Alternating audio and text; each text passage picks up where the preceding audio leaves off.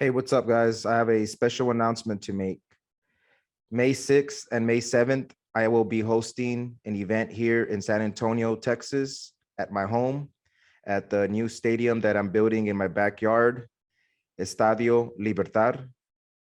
It is a 2-day event meant to showcase San Antonio and to showcase a little bit of chingazos and fire style.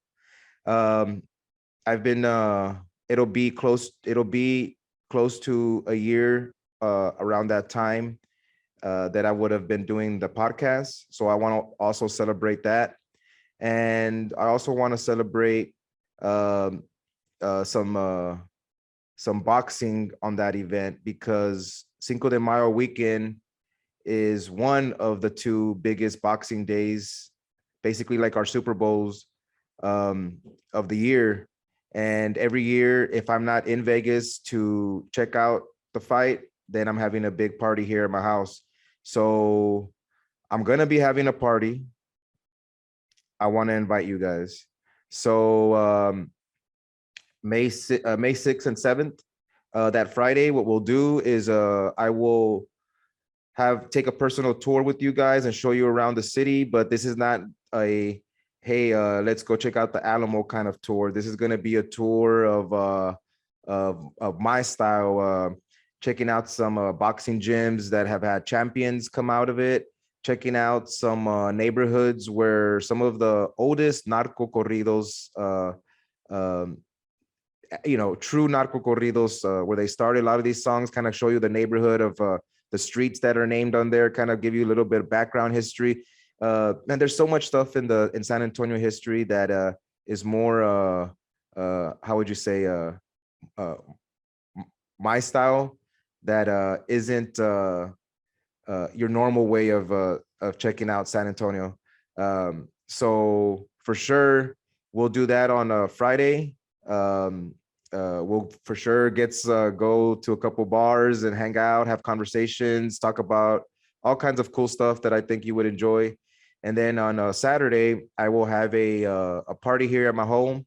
Um, it's meant to be here at the stadium.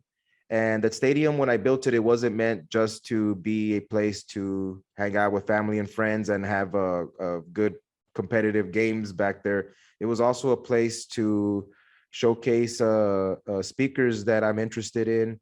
And also in this event, if you come out to this event, this isn't a, hey, let's just check out the speakers. It's if you want to get on the mic, I will definitely give you some time to get on the mic. I want to hear everyone out that comes to this event.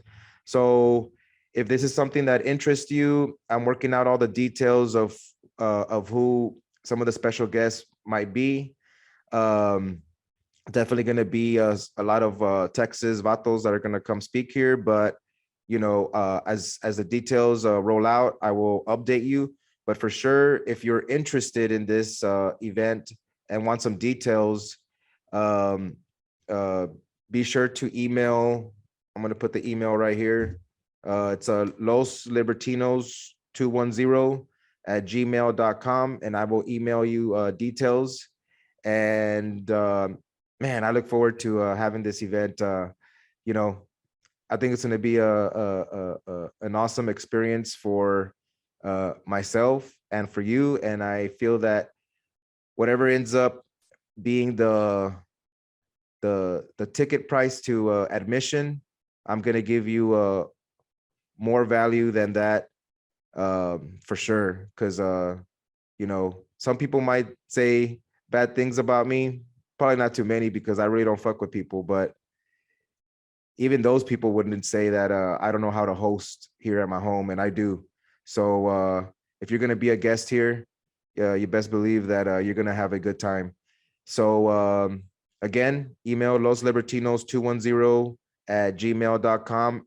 On the subject line, just put a Cinco de Mayhem event, and we'll start communicating here a little bit and getting this going. But I appreciate it if you come out, and I hope you do. And see you that weekend. And don't forget, puro chingazos and fire.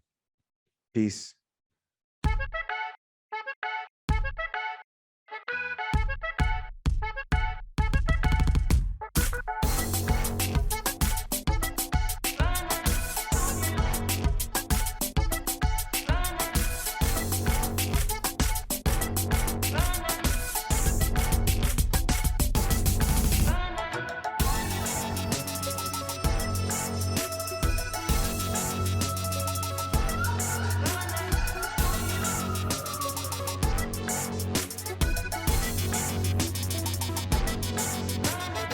Welcome everyone to Los Libertinos podcast. I am your host, Carlos Abelard, and this is Chingazos and Fire episode number 34.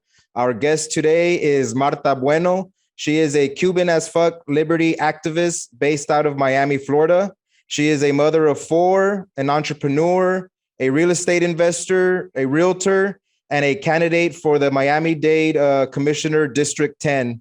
And most importantly, something cool that I like about what she has going on is she's also a advocate for getting medicines and first aid supplies to Cubans in need. Welcome, Marta, for coming on. Thank you so much for having me.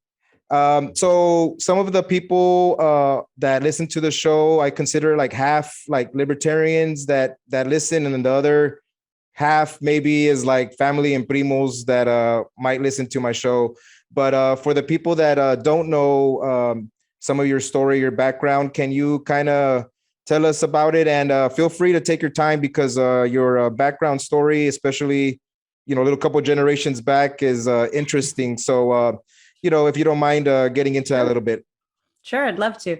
So I guess you're talking about my parents, and my parents have a pretty unique story.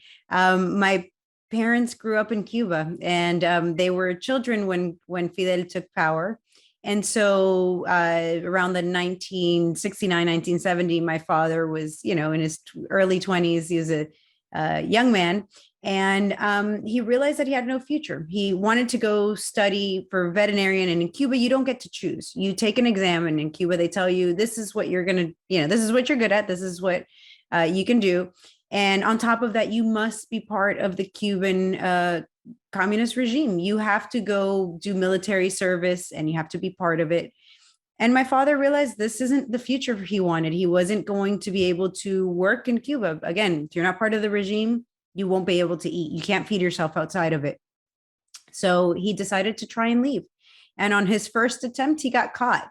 And when he got caught, he was sent to jail for a 6-year term, which, I hop on planes all the time and leave the US. So for me, this is just one of those concepts that's like mind-blowingly insane, right? Trying to get on, trying to leave your country is somehow a crime in Cuba. So he was given a 6-year sentence, and the first 6 months he served it in a political prison, hardcore jail, where they tried to brainwash him and stuff. And my dad played along, and he's like, oh yes, Fidel, the revolution, it's wonderful, of course. And for that, he was given good behavior, and he was allowed to go work in the fields, basically a gulag. And, he did this. And at about a year, my grandmother had planned this whole thing to get him out of jail.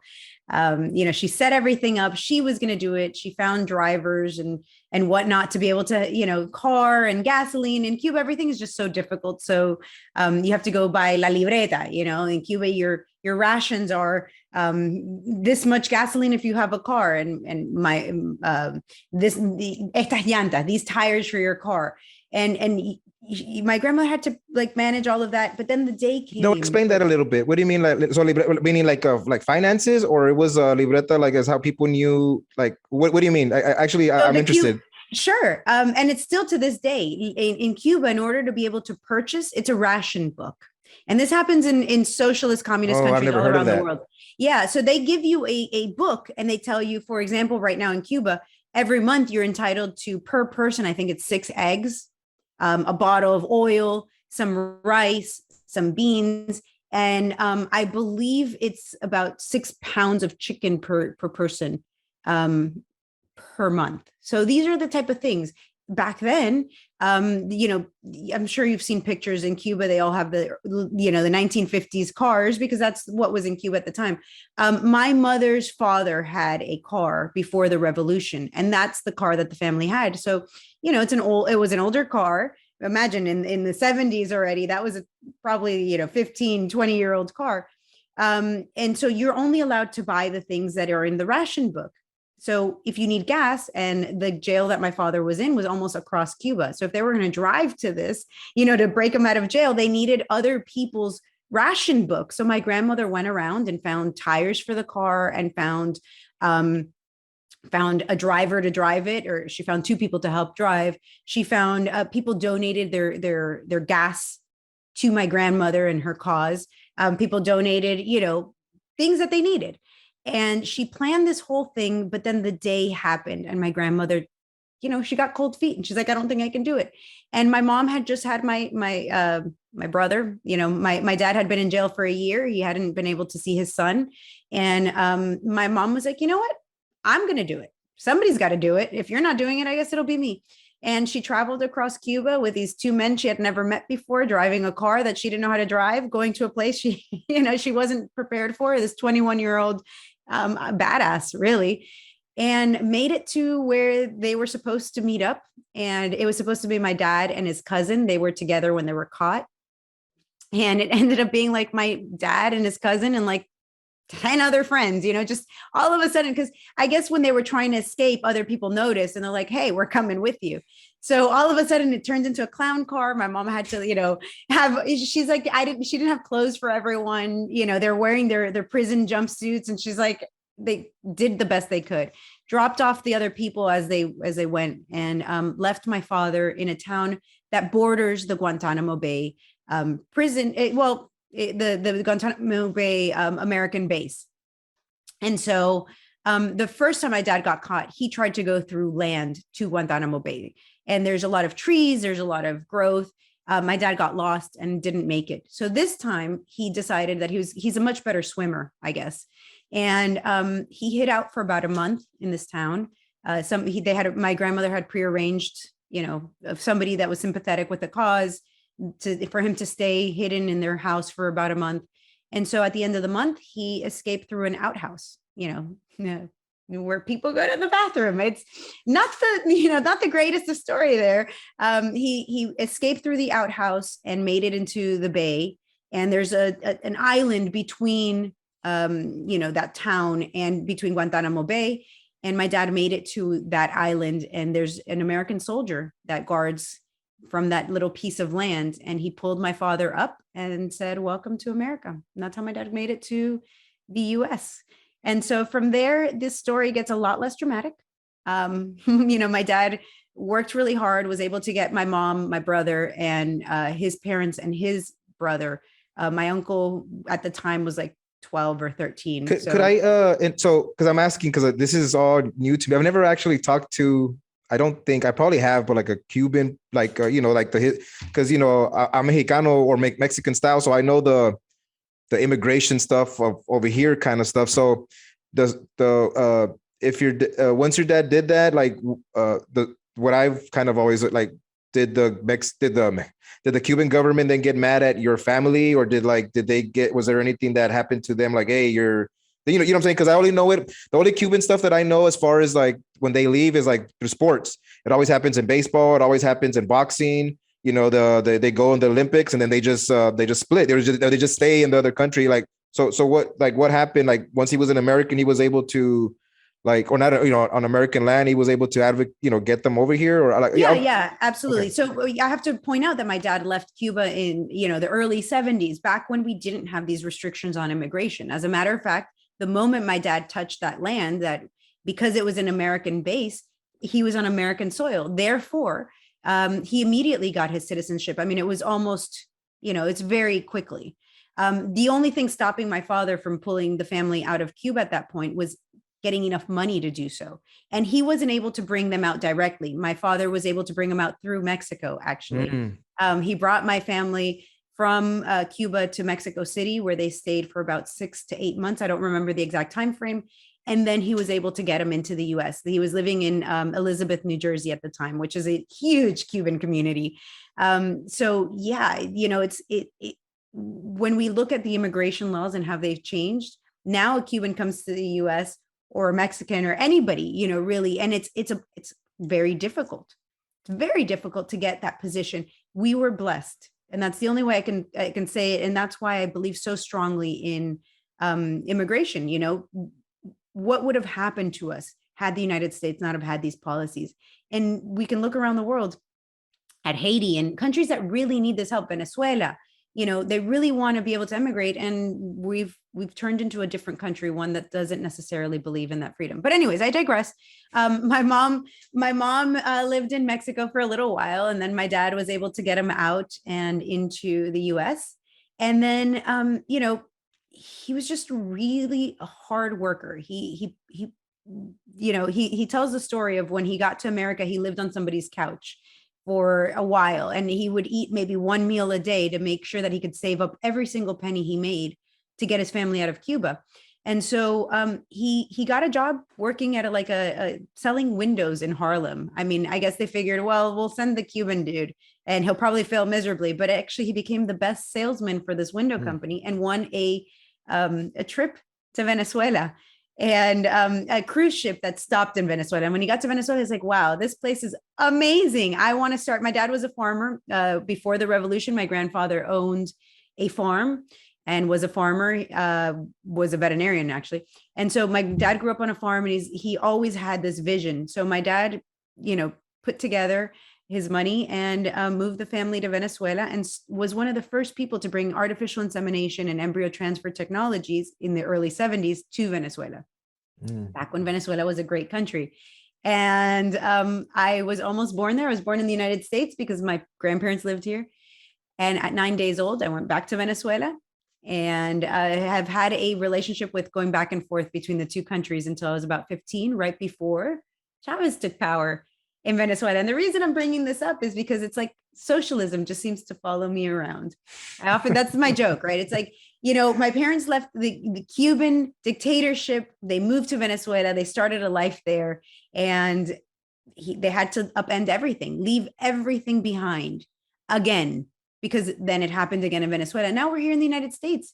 And I'm not saying we're there yet, but man, this looks really familiar to what we've seen before, right? This authoritarian behavior and governments telling us what we can and can't do and all of those things. So about myself, I had a kid early. I became a mom at 21 and decided I was going to be a stay-at-home mom. And then after a few months, I was like, I can't do this anymore. And I decided to start a company, started it right on my kitchen table. And, it became the little engine that could, and just was a great little company. Then we had a whole bunch of hurricanes come through Miami and completely destroy my business. So then I started all over again. And that's the last company I exited from.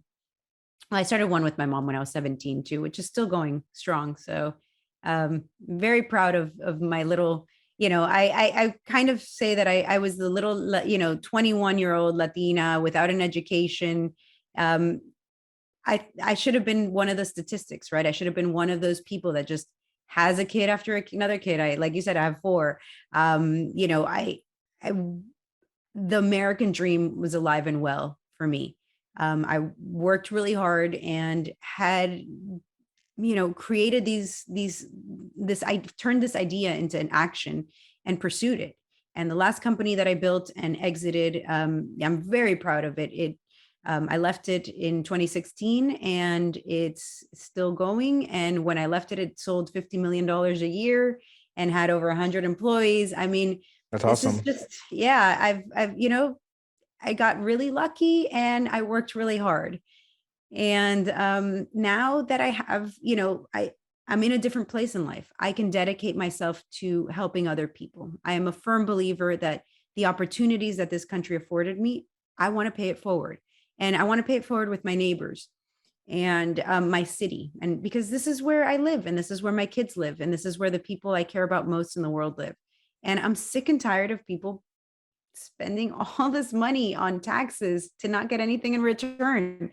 And, going through all these hard times. Now with COVID, for example, how many businesses, were shut down and whatnot, and yet our taxes keep going up. So I just, I know this is beyond the part of about me, but this is about me. This is why I'm doing it. This is my why. I am a big believer in helping other people, because those opportunities that were given to me, many, many, many more people should be able to have them as well. Yeah, so you are like at least for me, like that I've noticed, like the most visible Latina that speaks, good Spanish and all that. And so you're advocating for like liberty ideas, aimed towards Spanish speaking people to bring them into the movement. I'm kind of doing that too in my own way, but So now I'm just asking kind of like what's been the pushback, obstacles that you've had to overcome in those efforts? And then what are some of the victories that you've had on that front? So pushback, I get a lot of pushback from even the Libertarian Party. I think that there's a lot of people who claim that they want freedom for everyone, but freedom for everyone doesn't include people that don't look like them. I can't say that I've been a victim of some sort of, I've never been discriminated against, maybe as a woman more than anything, especially a woman in business, but never for my Hispanic roots. I feel that I've been very lucky, but there's a big pushback again, even amongst libertarians with being open borders I just don't think that freedom should begin or end depending on where you came out of your mother's belly. If it's across this line, then freedom is for you. But if it's across this line, well, then, there's nothing for you. That's been the really big pushback. And then the victories is this community of people who have been ignored, right? Republicans and Democrats are like, those Hispanic people over there, they'll come vote for us every 4 years. And every 4 years they come out and they're like, you need us because we have the policies that you care about. And it's like, well, what policies are those? And they're like, all of them, all of the ones that you care about. We're going to one day work on immigration. We promise you that. And then it never happens. They always talk about these things and it never quite happens. So the biggest victory for me is being able to reach out to these people and be like, I get it. We don't come here. We don't leave our countries because we're like living a grand life somewhere. I'm sure your family didn't come to America because they were living a grand life in Mexico. And we're like, you know what I want to do tomorrow? I want to cross the border and go struggle. That's not how it happens. People leave their country because it's the last resort. I lived in Venezuela for a long time. All of my Venezuelan friends are out of Venezuela and they're living across the world in many countries, from Greece to Spain to here in the US to Colombia to Chile. People had to leave their country because it's such a miserable conditions. And I want to see more Latinos that are in that same space that are saying, there's got to be a place where we can, where we're accepted and where there's freedom and where we can go build this future. And yes, it's right here in America. We need people. Economics being what it is, you need growth of a population to sustain all these things that we have. And in America, every year we have less and less children being born. So somebody's got to work. We have a Ponzi scheme with Social Security. Well, if we don't bring in more people, who's going to pay for the Social Security when we're older? I don't advocate for Social Security. I think it's a huge Ponzi scheme and I don't want it. But for the people who are, no, we don't need immigrants. No, we don't need this.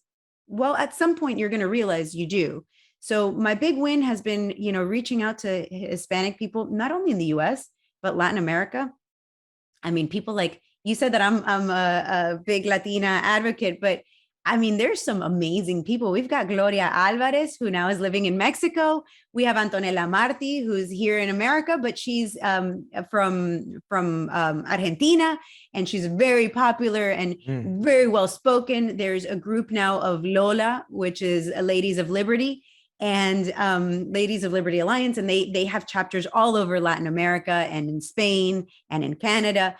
And so it's not just what I've managed to do here in the US. It's this connection, this freedom, sisterhood, but it's also just everybody. There's not just women, there's plenty of men, and bringing people that believe in that freedom, so that more people like us, right? We can see people like us reflected in these ideals and be able to look up to them and be like, mírame esa persona, that person there, that person represents freedom, and that person looks like me, or has the same background that I do, or has the same beliefs. And I think that's my proudest achievement right there.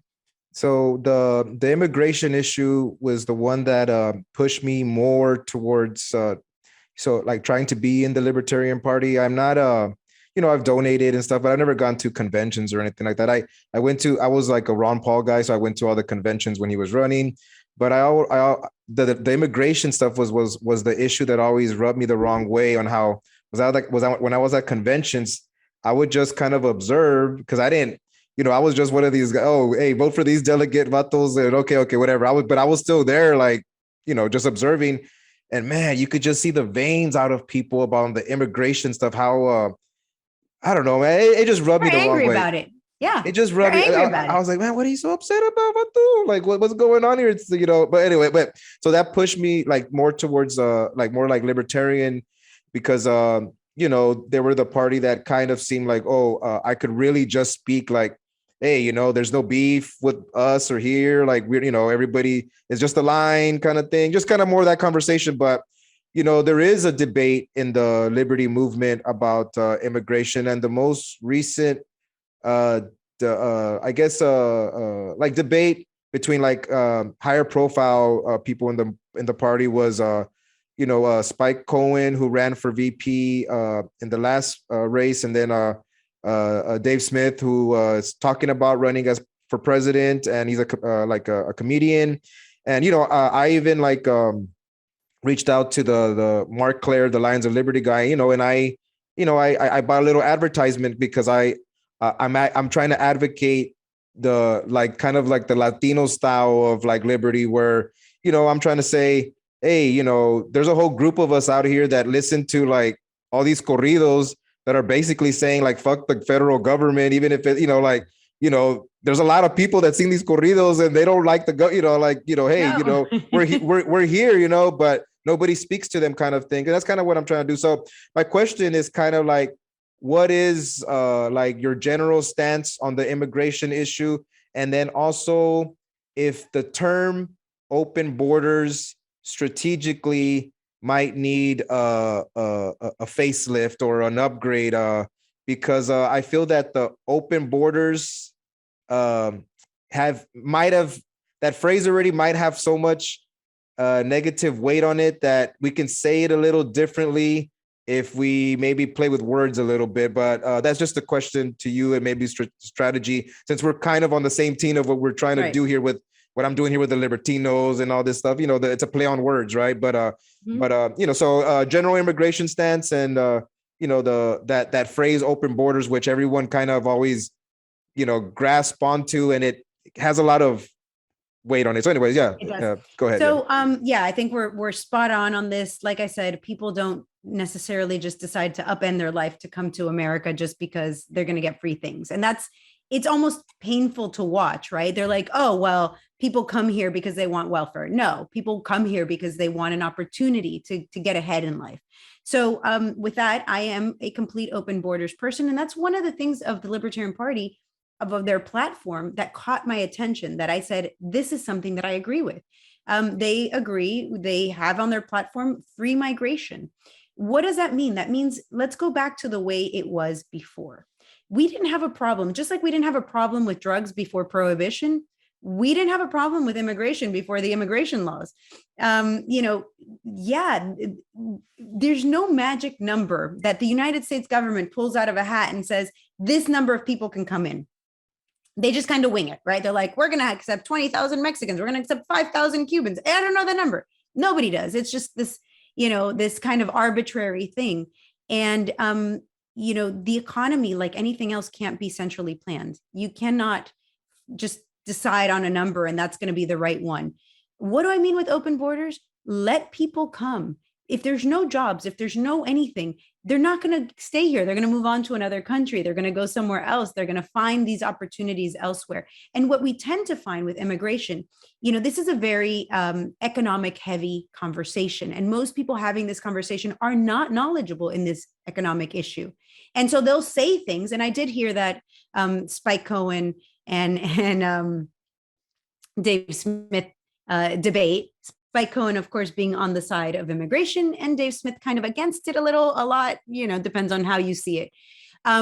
We need to have this conversation of what is the role here. And like I was saying earlier, immigrants come here and they build. So for example, maybe somebody from the Mexican community will come here and be like, I can make tacos, and they make a little, taco truck, or they, work in the fields, or they're a doctor, or they're whatever. That job doesn't just take somebody else's job. It actually creates more jobs. So in the case of a taco stand, for example, now they're buying produce and they're buying meats from maybe American company, maybe another Mexican company that sells the things. they just created maybe more jobs. And then they have to hire people to help in the kitchen or, serve the staff or whatever it is. And we just create more jobs. That's the problem that just gets me, is when you understand the economics of it. And Miami is a fantastic sign of this. Miami, 50 years ago, before, or 60 years ago, before Cubans really started coming here, it was a very tiny town. There really wasn't, it was confined to Miami Beach and Coral Gables, and there's very little going on. And now it is the 7th largest county in the entire United States, with a budget that's over $9 billion. We, Latinos, built this city. And so it's even like an oxymoron. People are like, we don't want immigration, but I'm going to go party in Miami because Miami has the Latinos and it's fire. And it's like, how do you not see this? How do you not see that this brings culture, and it brings, LA and New York, all of these places with lots of immigration are our most entertaining, fun places where, there's movement of money and there's movement of ideas. Immigration is a net benefit to the country. It's a net benefit to the people. It's a net benefit to everything. So does it need a facelift? Yes, but not in the word of what we're calling it. It needs a facelift in that idea, that change of, oh, immigration's bad, to how so? Name a negative for immigration. Maybe a terrorist comes in. You know what? Terrorists are coming in because we're bombing people in their country. I don't think that they're coming in because America's so free and we're allowing immigrants in. It's not like terrorists over in, I don't know, some foreign country are like, their freedoms are too free. We need to go over there and take. No, we create this with our policies of dropping bombs and killing people in their weddings. You kill people's children or you kill people's parents, they're going to want some revenge. And we've seen this over and over and over again. And yet we're told we can't have immigrants because all these terrorists are just going to flood our streets all of a sudden. And we can't have immigrants because they're going to take American jobs. Listen, if somebody who has a 6th grade education and doesn't speak the language can take your job, it wasn't your job to begin with. Let's just, I hate to be so crude and so, No, that's right. But Like, you know what? You're a doctor, some guy that picks in the field isn't going to take your job. But don't forget to visit our sponsor, Palomaverdecbd.com. It is a family-run business that my wife and I run out of our home. We've had it for a little over 2 years, and the last year we have been strictly an online business. We've had our struggles, but we've persevered, and we have also recently added some new products to our line.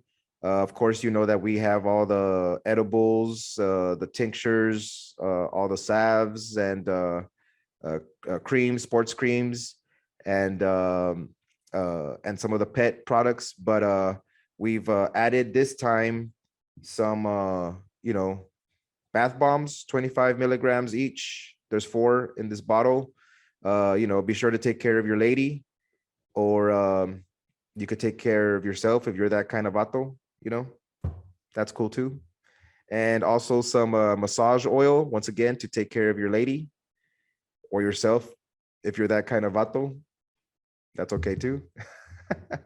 And when we first started the business, if any of you guys are aware, it was meant to help our fathers out. And at that time, the stigma behind cannabis products was still around here in our culture.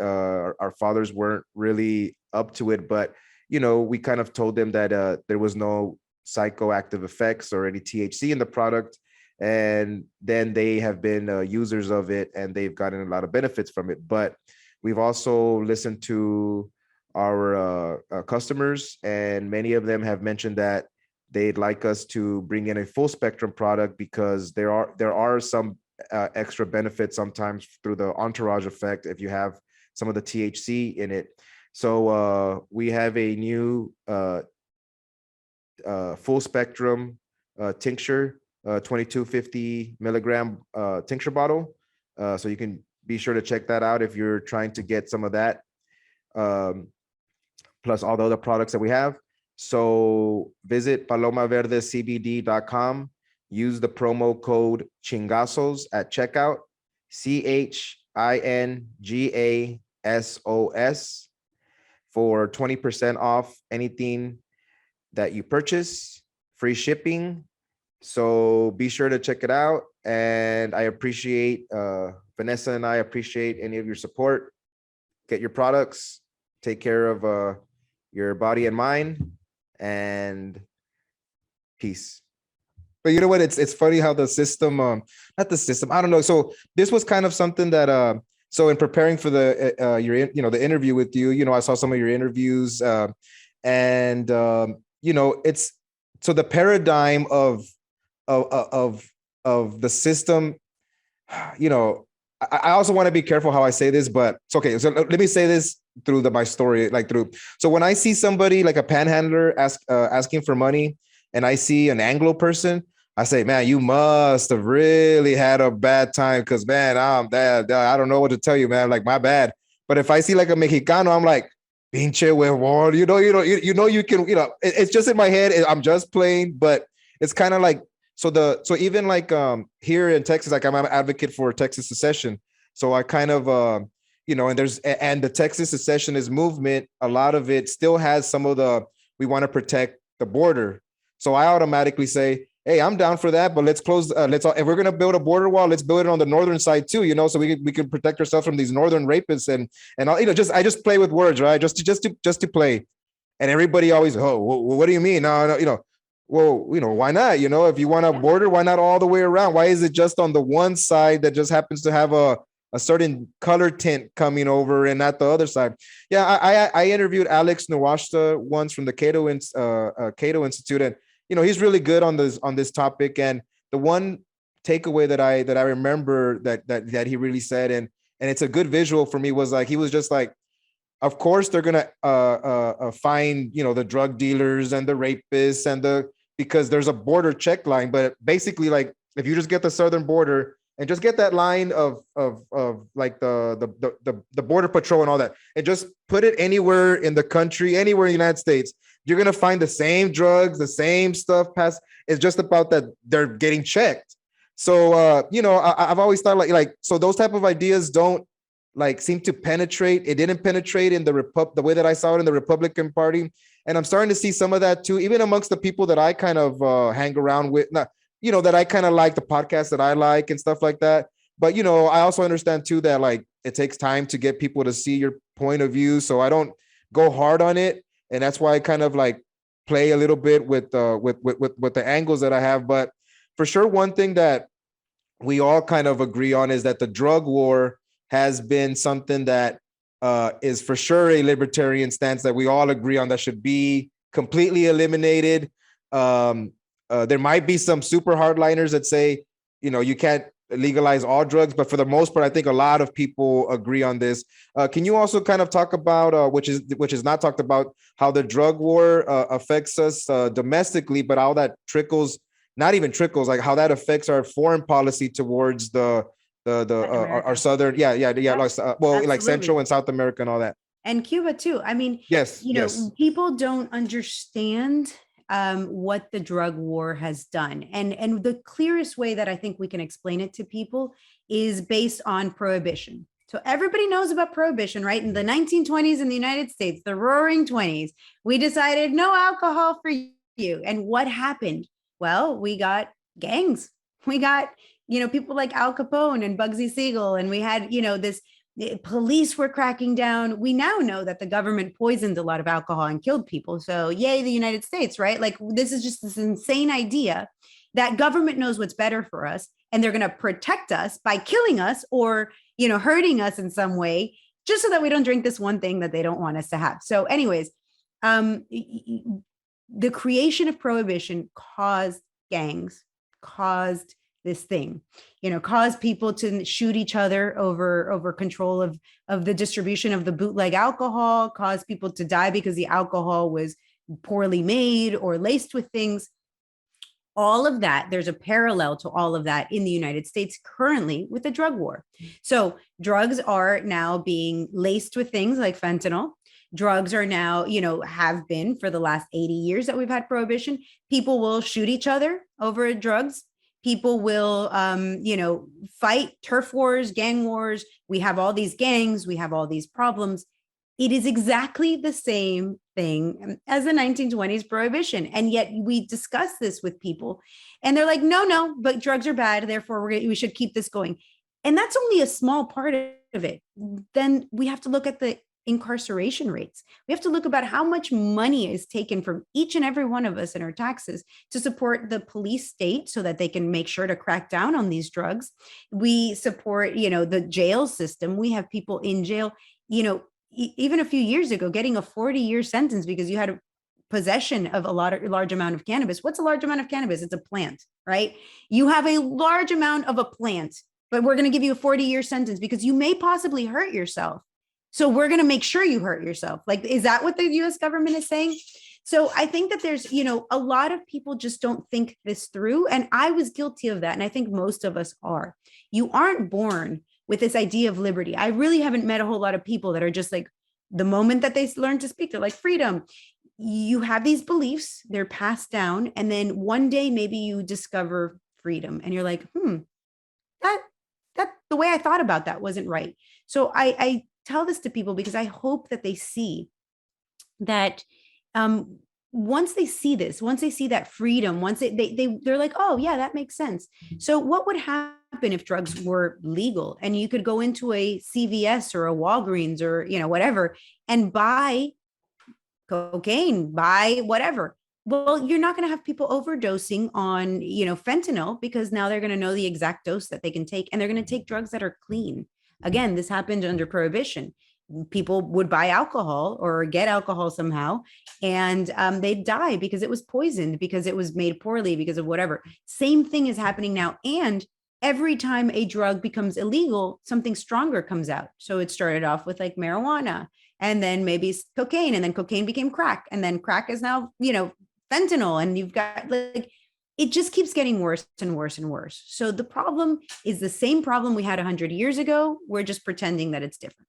And then how does that affect Latin America? Well, very simple. The United States was like, we're not going to have this thing. You can't have access to drugs. And then the rest of the world is like, oh, we have it. The United States is like, not so quickly. You too have to go through prohibition. And we forced every country pretty much to go through this, especially Latin America. The United States had a lot of power in this.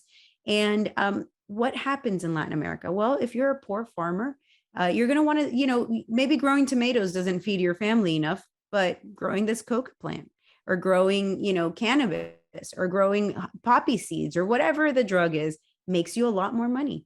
And then we have the gangs and the cartels, and you have the FARC, and you have la MS-13, la Maratrucha. These things happen, same as in the United States, same as with, the 1920s prohibition, where it's a repetitive pattern, but it's even more sinister because in Latin America and in Cuba, for example, we have a narco regime.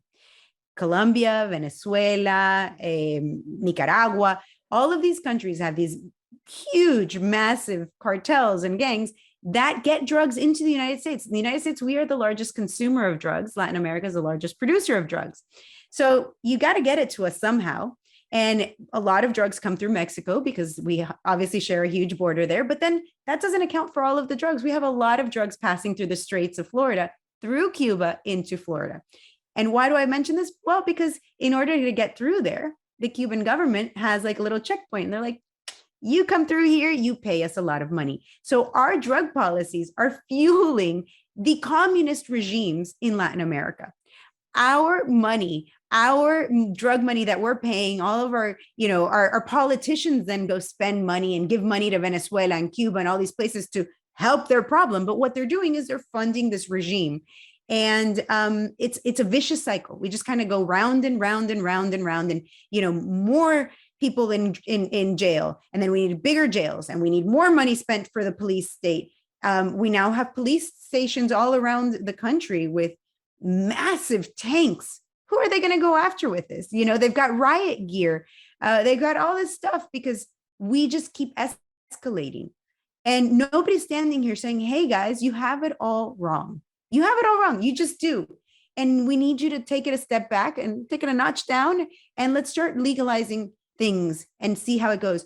Cannabis is a great example. Even though the regulations are steep, you don't see a whole lot of people shooting up on corners over cannabis anymore. Now it's other drugs. Why? Because you can go in most states, it's now in 38 states. There's some sort of either medical, recreational, or just, whatever for cannabis.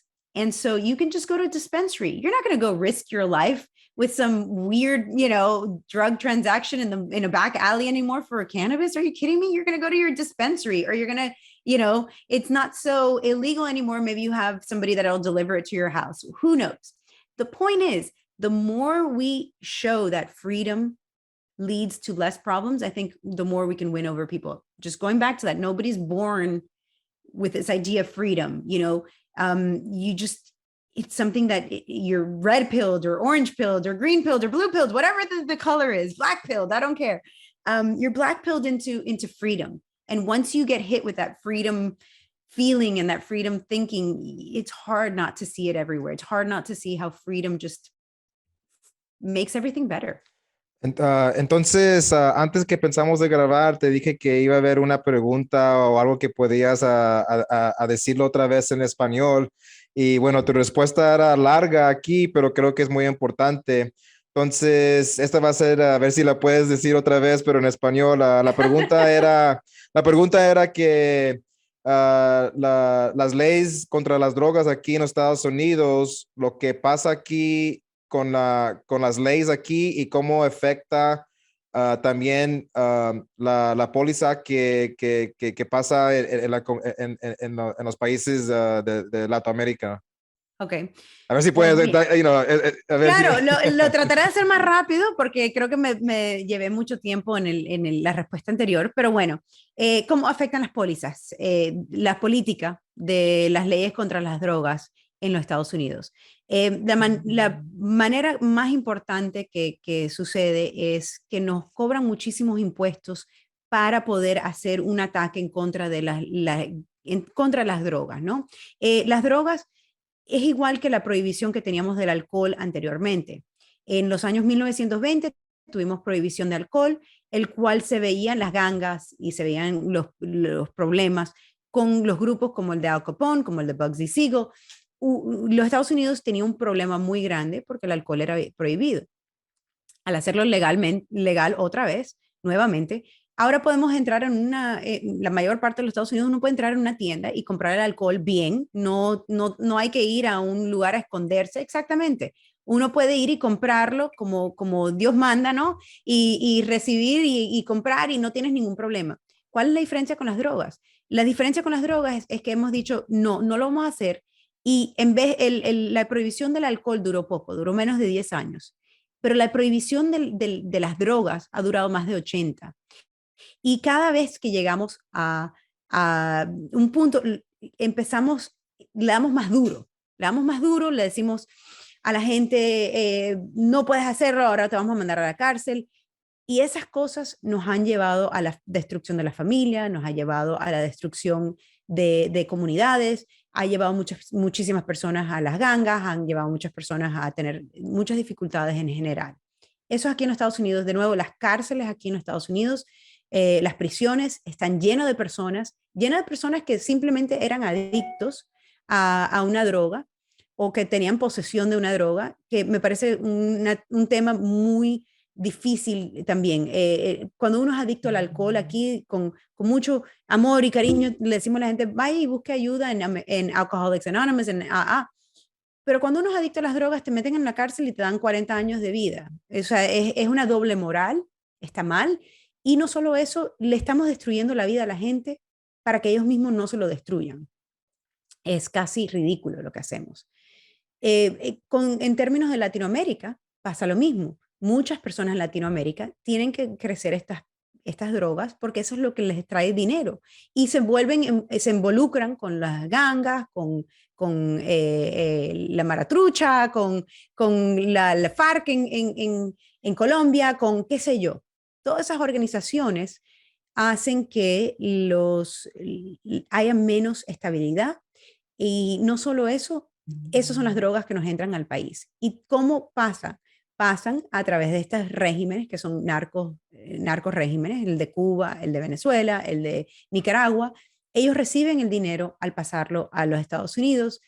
Para entrar las drogas a través de la Florida, por ejemplo, tienen que pasar por aguas en Cuba y pagan estas organizaciones, pagan al Estado cubano para poder recibir, para poder pasar las drogas. Le estamos dando dinero a lo mismo que decimos. Por un lado decimos, no queremos estos regímenes, nosotros creemos en la libertad, no queremos dictadores, no queremos esto, pero le estamos con nuestras pólizas dando el dinero. Entonces, por un lado decimos, no queremos esto, pero por el otro le damos el dinero.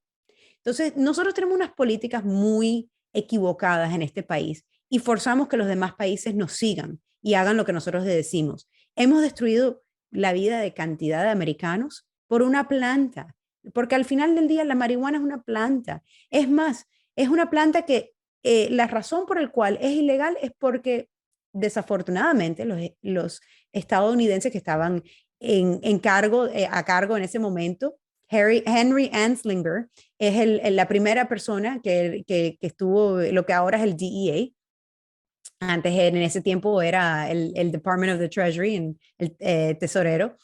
Él fue el que dijo, y uno puede buscarlo, esto está libremente abierto en el Internet, uno puede buscar, donde él decía que la gente de color, los afroamericanos, los mexicanos sobre todo, usaban la marihuana y que íbamos a convertir a las mujeres blancas en que se acostaran con los hombres negros y que por eso teníamos que hacerlo ilegal. Y de hecho usaron la palabra marihuana porque era una palabra slang, era una palabra que tal vez era como, él pensaba que la gente iba a decir, uff, esa cosa, ese nombre, eso es algo muy mexicano y por lo tanto eso es malo.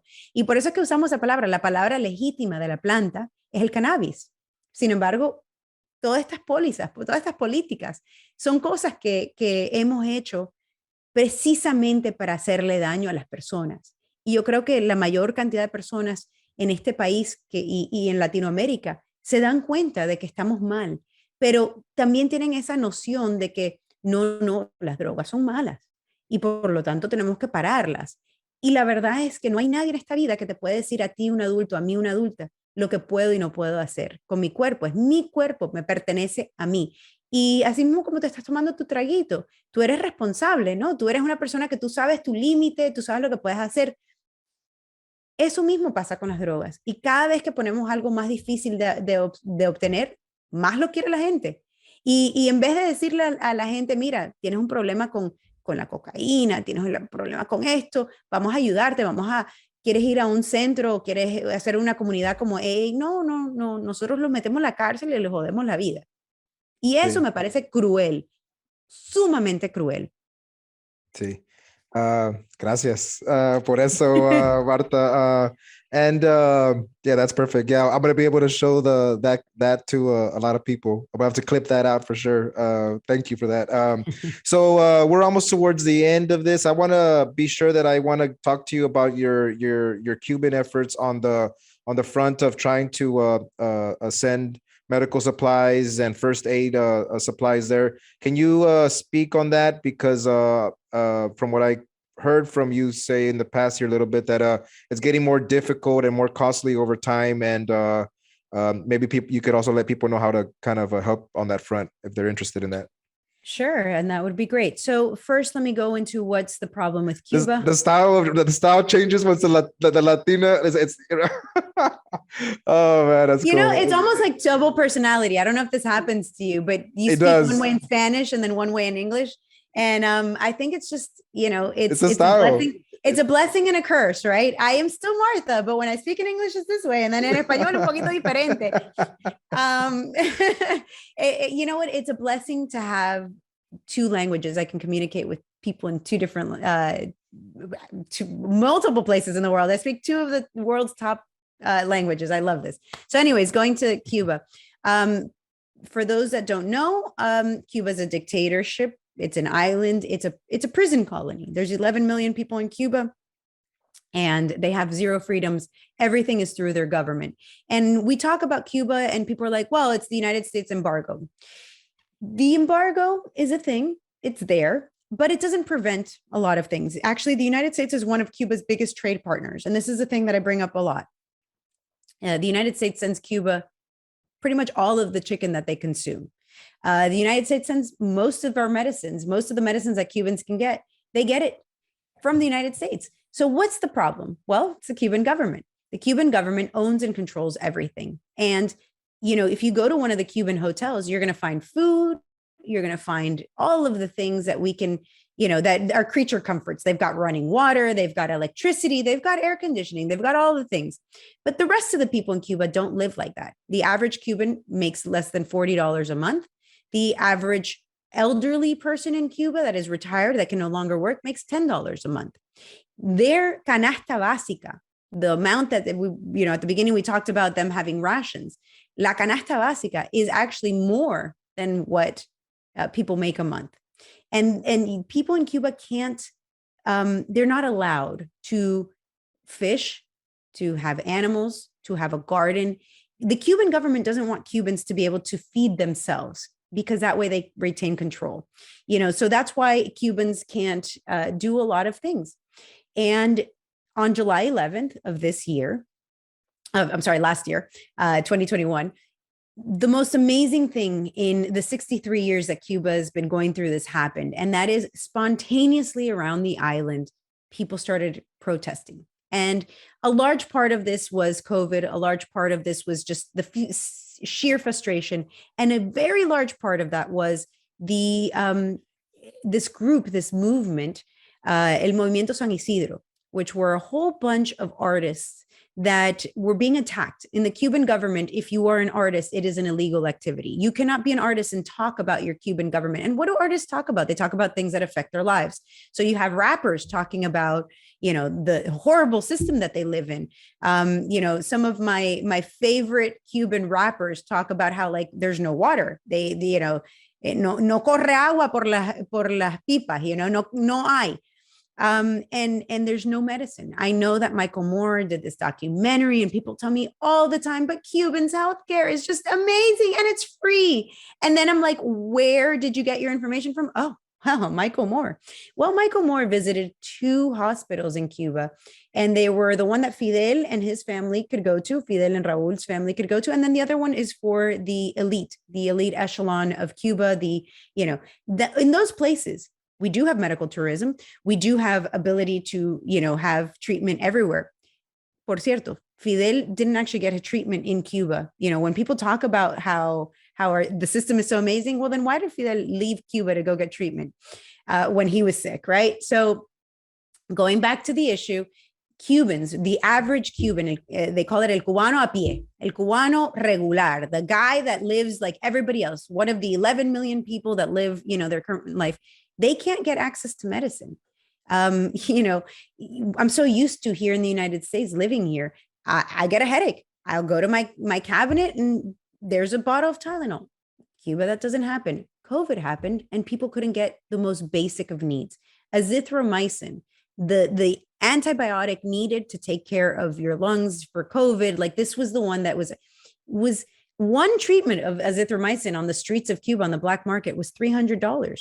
Cubans, if you make $40 a month, that's your entire salary for the year, pretty much. I mean, you cannot afford medicine, and that's on the black market. There's no market. You can't go to a pharmacy in Cuba and find things. It just doesn't happen. And it wouldn't be surprising if the people that were importing it were like government officials that had connections, and then they just go down the line and they all make their money, you know, right? Yeah, well, that's exactly what happened. So you can buy things in Cuba if you have euros and dollars. You must convert it to the worthless currency that the Cuban government decided, el MLC, moneda libremente convertida, and they call it a 1-to-1 with the US dollar. It's not a 1-to-1. Try using that MLC in any other country in the world. They're going to be like, what is this thing? We're not taking it. But if you go to these Cuban stores, you can buy these things. And what's being sold in those stores? Well, the humanitarian aid that the rest of the world sends. It doesn't go to the people. It goes to these stores. They've done tons of studies. You can see it. Russia donated cans of tuna, and it said on the label in Russian, not for sale, right? Humanitarian aid. But where do you find it? In the Cuban stores, in the Cuban government stores, usando MLC. So, you know, it's just this pressure building constantly. People are just so frustrated. You can't work. You can't feed yourself. You have nothing to do. And it just estalló. It was like a nuclear bomb. It just, And everybody went out onto the streets and they started protesting. The government started cracking down even harder. And we now have 45 children in jail. We have, over 800 political prisoners, a lot of people that haven't been heard of. That song, I don't know if you heard it, Patria y Vida, became a Grammy award-winning song. One of the artists from that song is in a Cuban prison currently dying. He's dying of starvation. So these are the things happening in Cuba. And I got so frustrated that nobody was doing anything. Our government's like, we're going to give them Wi-Fi. It's been a long time. No Wi-Fi has been provided to them. They said they're going to provide humanitarian aid. Not really. They said they were going to do all of these things. The politicians just go blah, blah, blah, blah, and talk and nothing happens. And so, I couldn't stand it anymore. And myself with a group of friends, we decided to start sending medicine to Cuba, which is the real way to call it is we were smuggling medicine into Cuba, because I didn't want to send it so that the Cuban government would get their hands on it. I wanted to send it so that the people in Cuba know that there are people that care about them. There are people that want them to do well, because there's a lot of propaganda, not only about Cuba, but within Cuba. In Cuba, they like to say that the US government, we hate them. Oh man, do we hate those Cubans? We want to see them miserable. That's why we have a blockade, because we hate them so much that we don't want them to have anything. And Cubans believe this. So one of the, this is a humanitarian mission, but it's more than that. It's a building these bridges of peace with Cuba. So we started sending medicine. A lot of people donated to our cause. A lot of people gave us money and medicine. And I was only going to do it temporarily. So I didn't stand up a nonprofit. And now I've realized there's this huge need and people like it. So I'm in the process of standing up a legitimate nonprofit. It's called People for Cuba. We do have a little bit of a website, but we're in the process of building it and making it better. Reason Magazine just did an interview of myself and other people that are part of this. And, hopefully in the next few weeks, it'll be out. So more people will know about this. And what we do is we smuggle these drugs into Cuba, drugs, meaning antibiotics, Tylenol, the things people need, masks, gloves. We've been sending medical supplies for hospitals, for doctors to be able to help patients, to be able to, man, it's such a depressing situation. If you need your blood drawn in Cuba, you have to buy your own needle somewhere, and they don't sell it in any stores. You got to find somewhere on the black market to get a needle. If you are a diabetic, there's no insulin. If you, just the other day, a family member of mine went to the hospital and they said she wasn't eating. She's elderly and very sick and has maybe a little bit of anxiety or mental, I'm not sure. And she just decided to stop eating. And they told her, ma'am, you're going to have to start eating, because we don't even have an IV to give you. Like, we don't have a saline solution bag so that you don't die of hunger. The situation is dire. I mean, and nothing I say can just signify the utter devastation there is in Cuba. Like I said, just today, I posted something on Twitter about how the difference between North Korea and Cuba is that the Cuban propaganda machine is big. It's going strong and people believe it. And I've gotten pushback from people saying, Martha, you don't know what the fuck you're talking about. You just don't. The Cuban government, everything's wonderful in Cuba. Have you seen their beaches and their tourism? And Cubans can travel back to Cuba. And it's just mind blowing to me. Where else in the world do we have children, 15 to 17-year-olds in jail because they decided to protest their government, and they were given 20-year sentences? If that happened in the United States, if we took a child, that, 15-year-old off the streets for protesting and put him in jail for 20 years, the world would have heard about it, but yet because it happens in Cuba, it's kind of like, it's not a big deal. So I think that, we need to open up our mind and our consciousness to what's happening in Cuba and talk about it.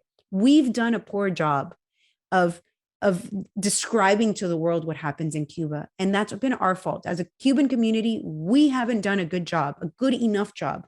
And it's time that we have this conversation. It's time we tell people this is happening. It's happening 90 miles from our shores. The United States, we're super excited to go get into war with Ukraine or Russia over Ukraine, which is 9,000 miles away from us. But we've got somebody 90 miles from our shores.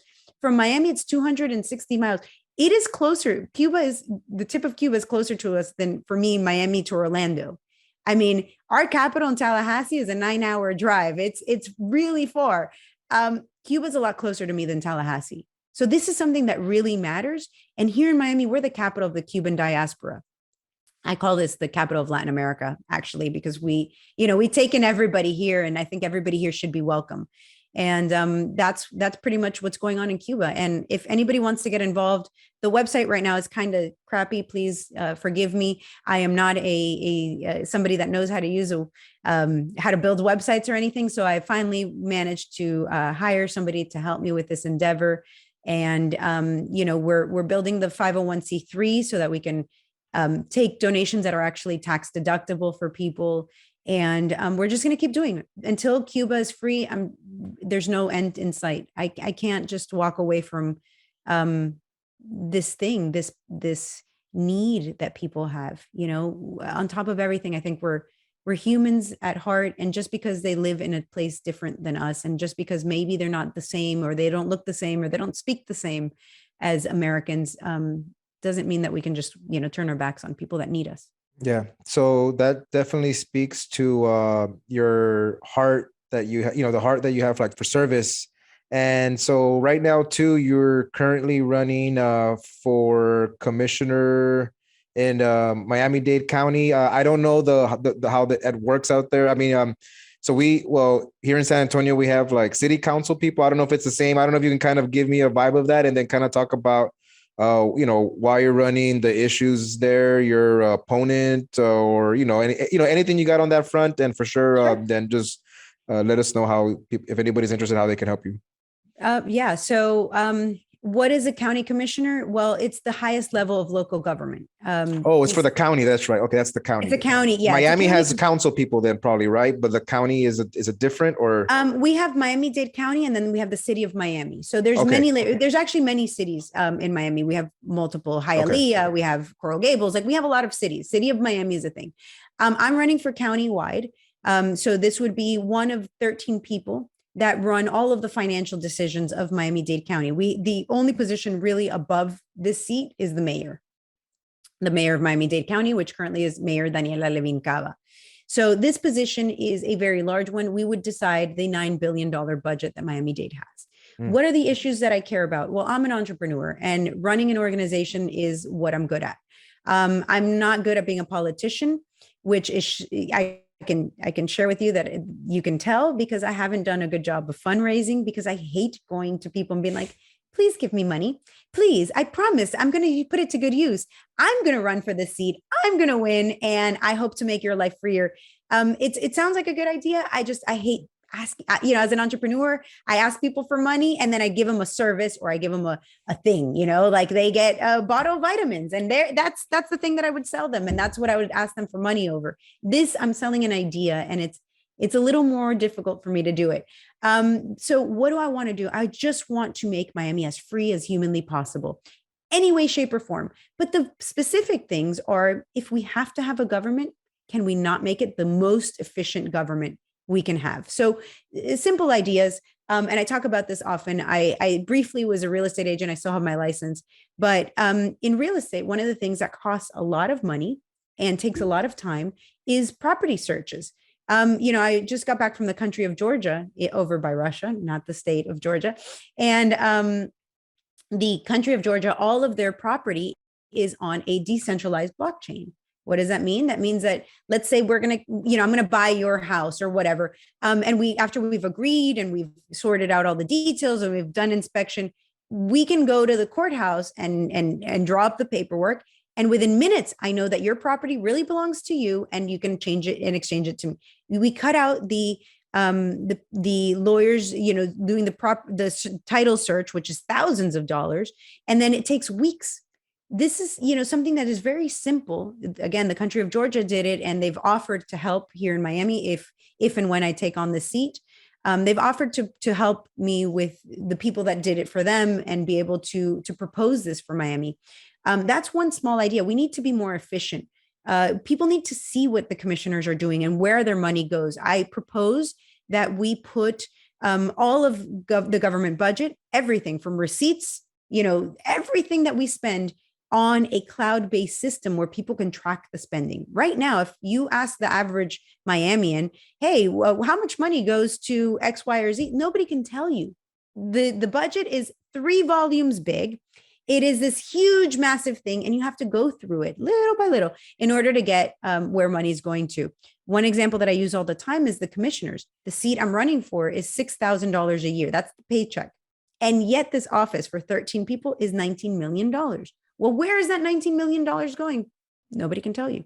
So we have a lot of waste, especially in that seat, but that's just one. Again, $9 billion. To put that in perspective for people, the entire country of El Salvador has a $6 billion budget. I mean, this is how huge Miami-Dade is. And that money is best served in people's pockets. I mean, no matter how much you love government and you want government services, $9 billion belongs in the pockets of people. And we're spending it on things, we spend it on the airport and the ports, which are obviously very needed, but we are forcing people who maybe can't travel to pay for the cruising industry. And you can lose your home. I think that's the part that I think people don't realize. If you don't pay your property taxes, you can lose your home. People who are renting, we talk about low income housing. We need more affordable housing. Well, one of the things that makes housing so expensive is property taxes. So we need to focus on these things that really affect people and be able to make it efficient. We have terrible transportation in Miami. We don't have a good system. And yet we're collecting a ton of taxes. We actually added a half a penny sales tax 20 years ago to Miami-Dade residents. We've collected over $3 billion. And yet we haven't spent that money on improving our infrastructure, on our transportation, on our things. We need to do the job that people have been running on and saying, I'm going to get this done. And then they don't do it. Simple things. I'm not saying to spend billions of dollars on fixing this. I'm saying we have the money there. Let's go ahead and do the simple things that would improve it. The logistics of running these buses, adding an application. You should be able to use your phone to see where the next bus is coming from. Why don't we have this technology? That technology is already old. The technology to be able to track our buses and do all of these things existe hace rato. We're just really behind on it. And, again, if Amazon ran in Miami, how would Amazon do it? That's kind of where I'm going from. Let's let an entrepreneur get into the seat and see how we can best run it so that it's run better. I mean, who doesn't want to live in a place like, if you have to pay taxes, don't you want it at least to benefit you and, not be this massive waste and this massive thing that is just miserable. That's what I'm running on. Perfect. Thank you, Marta, for coming on. Where can people reach you and also reach you for your your run and all that? Please plug that in, please. So I have a website at marthabueno.com. And I also have I'm on every social media, or the major ones, Twitter and Getter and, all of the things, Instagram, TikTok, and I'm at Bueno for Miami. And that's it. That's the best place to reach me. Perfect. Thank you for coming on. And maybe we can try to talk another time. I had more topics to talk to you about, but, time is time and we don't have enough of it. But thank you for coming on and appreciate you coming on. Thank you so much for having me. Thank you. Yeah. So yeah, we'll edit it out there. Cool. Yeah, thank you. And I hope you feel like I respected your time. And hopefully, Absolutely. I'll it won't come out this Wednesday. It'll come out the following Wednesday. And I'm just starting to grow. I'm just started the podcast, so it's small, but I appreciate you coming on. No, absolutely. And thank you for doing this and for reaching that Hispanic community. It's super importante. Y I'm sorry if I went over on my answers. No, it was good. But hey, what I wanted to talk to you about was that when you were talking to Clint and you kind of brought up that little about the brown, right? The brown people stuff. And I knew what you weren't saying he was racist and all that, and his way that he got defensive. But so I'm not really good with words, but that's what I was trying to say, that the paradigm is towards and against brown. It's not, nobody gets upset about Russian illegal immigration or, Right. It's all towards. So I knew what you were trying to do, but yeah, so we are going against that paradigm where if you say it in that way, you're calling me. No. It's just that, but when I saw that, I knew, but you know, and then the When I comments shared and all my the haters, interview- all the yeah. haters were saying, but so we are You know going what? But that's uphill, you fine. know. I need to say it. I'm not going to be politically correct just so that you know, people are not offended by this idea. But it's true. You know, you see a blonde, blue-eyed person at the hospital, and you're like, oh, that person deserves health care. It could be Russian, you know, they could be Russian, they could be whatever. But the moment somebody who's looks different, you know, then it's a problem. That's why when I did my interview with Zuby and I reposted his post, I said an immigrant and the daughter of immigrants, because nobody has a problem with Zuby. Oh, Zuby, welcome to America. I tell him all the time, you're the immigrant that we all want. You know, you believe in freedom, you're hardworking, you know, physically fit, just all these wonderful things about him. Nadie le molesta. Todo el mundo, ay, Zuby, ven para acá. Claro, you know, of course you want him. He's, you know, he makes a lot of money and he's wonderful. Nadie le molestaba cuando Melania Trump came here. You know, she's gorgeous. She was married to President Trump. It's great. Pero entonces, you know, Maria, no, because she drains the system and then she's going to have 500 million kids and the kids are all going to go to school. You know, Yeah, no, that's awesome. Yeah, no. So what it is, and you know, I know it's like you know, Latino styles. You know, that's why I say like you know, chingazos and fire. It's too caliente. It's fire. So when you were speaking like, you know, Spanish, when we were talking to, you know, I know, you know, but some people can get scared of that style of like. So you know, hey, if you know, I don't know, you know, I hope you kind of do more stuff and you're more visible out there. Like you know, and if you have more ambitions for something higher, even if it's like in the, you know, whatever it is, like man, Yo no soy política. A mí la política, I mean, I love politics because I want to help and I see the problems with it, not because I want to like take over people's lives. Like I want to take over people's lives to leave them the fuck alone. But I don't want to be. No, pero ¿cómo se dice? Bueno, ahora es la pelea. Como so, and on a debate stage, to have an energy like yours would be kind of like, oh shit, she's throwing chingazos. She is. I would love to. My God, I would love. So that's what I'm saying. That's what I'm saying. You know, like that kind of fire. Like everybody would be like the next day, everybody would be like, what the fuck happened? Did we all get novela slapped on that debate? Like everybody, you know, something like that. You know, great. So that's what I mean. That's what I mean. I'm not. You know, and I notice that it's a skill. The more I go on these shows, the easier it becomes to like be able to talk about the ideas. I'm no longer like, oh my God, what are people going to think? So that's another reason. Like, obviously I want to get my ideas across to people, but I'm also using all of this as practice. Yeah. The more I develop these ideas and I say them, the better I get at it. Yep. So that's really my ambition here, is to get better at it. Como dices tú, para poder ir a hacer un debate y limpiar el piso. Yeah. You know, because I think that our ideas are good. You know, I think libertarian ideas are good. ¿Quién no le gusta la libertad? Yep. Yeah, no, I hear you. So yeah, I'm on the same team. So yeah, so thank you for coming on, and hopefully we keep in touch here and there, and absolutely. Okay. Oye, suerte con el podcast. Cuídate. Okay. Thank you. Later. Bye.